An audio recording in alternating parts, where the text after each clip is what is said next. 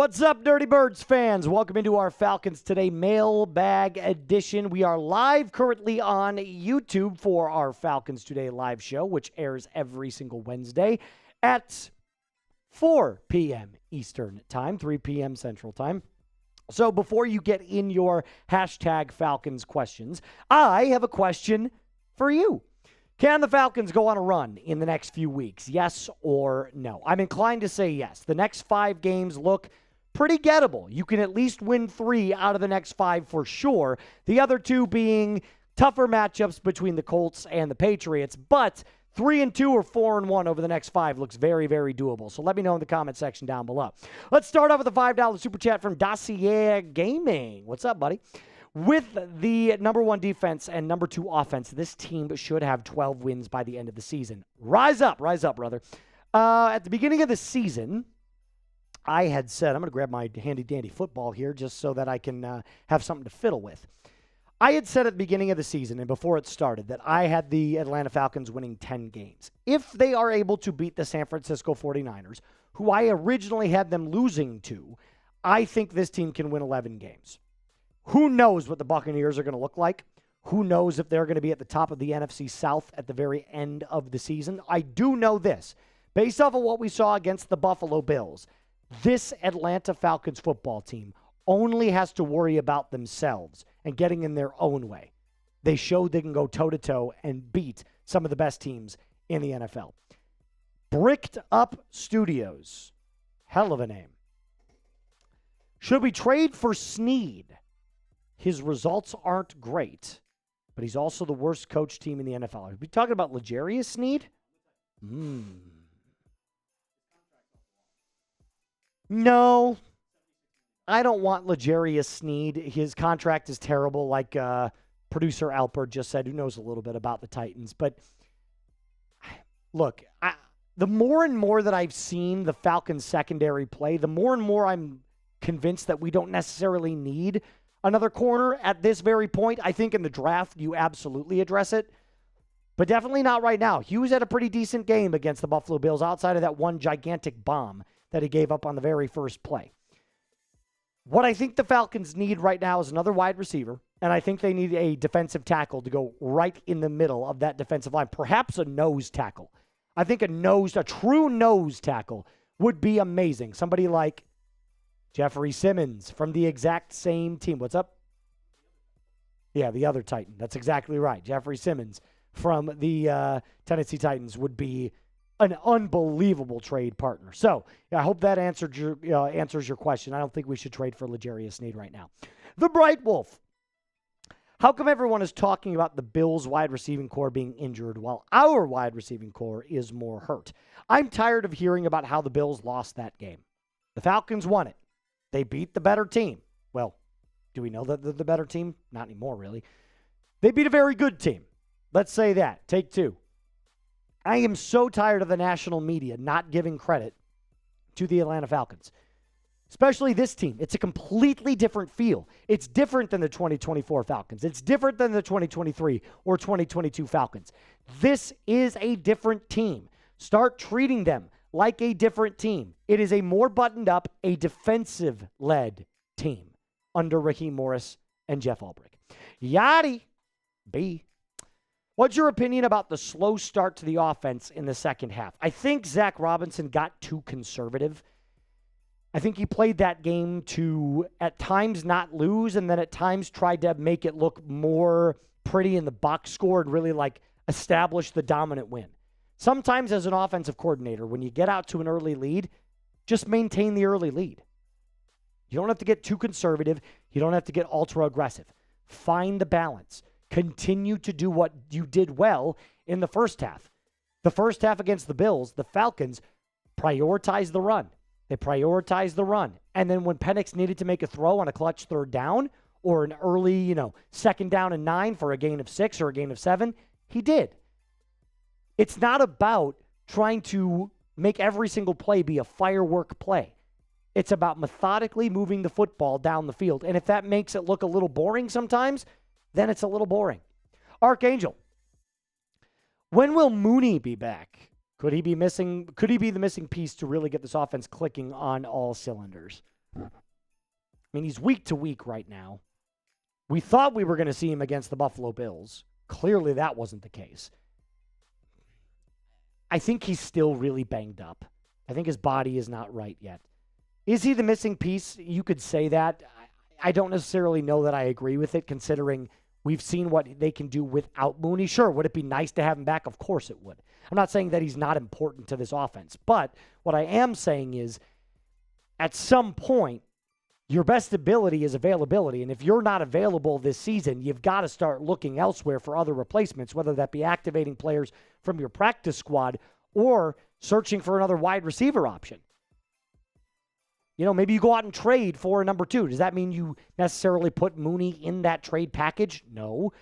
But you start to have to think of, outside of Drake London, who is the next guy that is making that major contribution? It's not Kyle Pitts. He's had moments this year, but it hasn't been great. Hope that answers your question.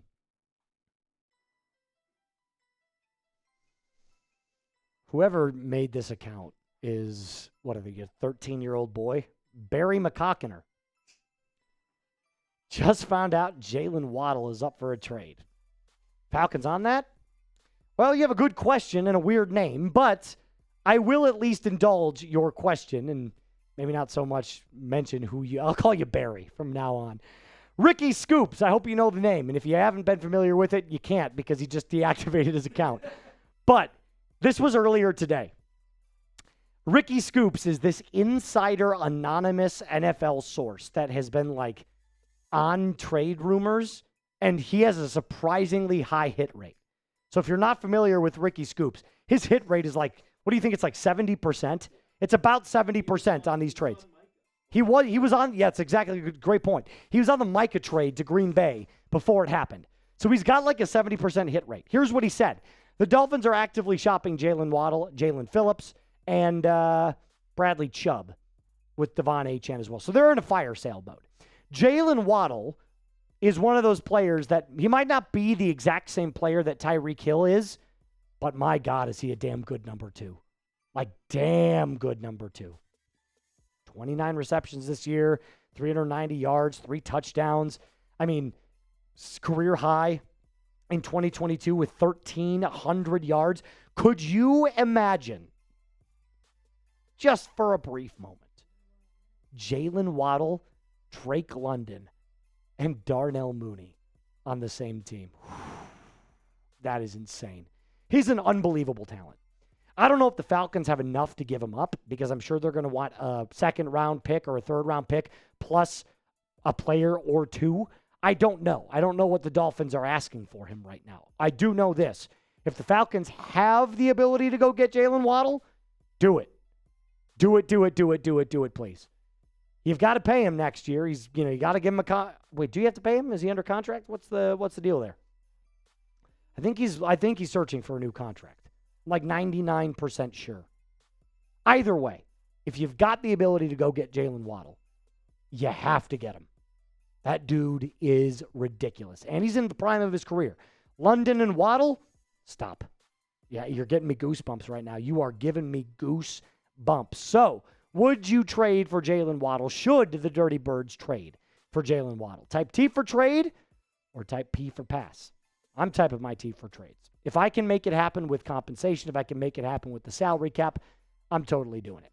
We're going to get back to more questions here in just a moment. But before we do that, I got to tell you about our friends over at HelloFresh.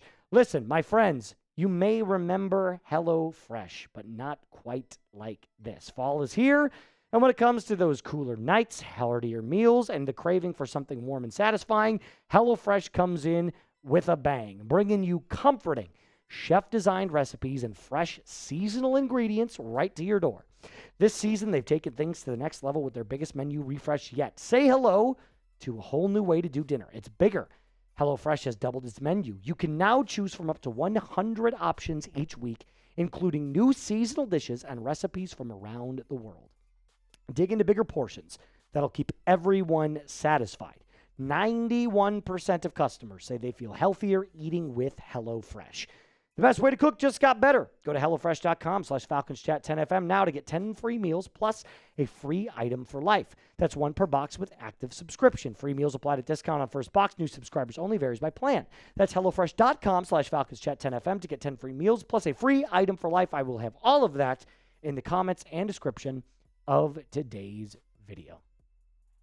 Jeffa Sports.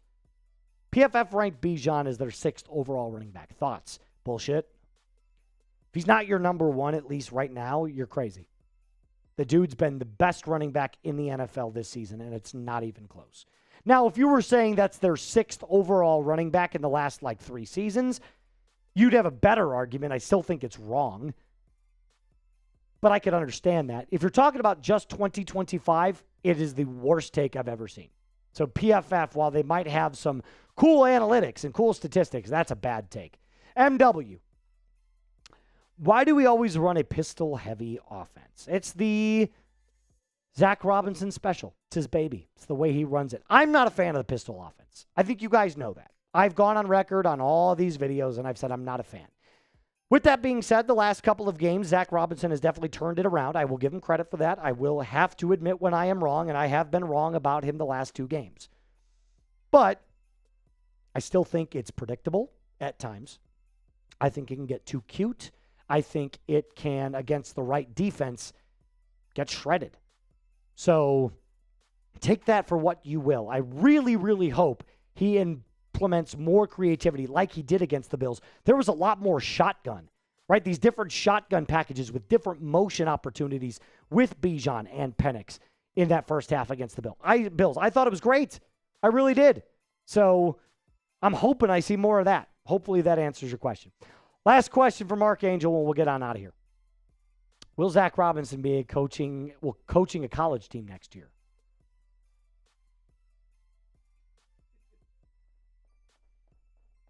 Yes. I think he coaches the Oklahoma State job. I think the rumors there are way too big.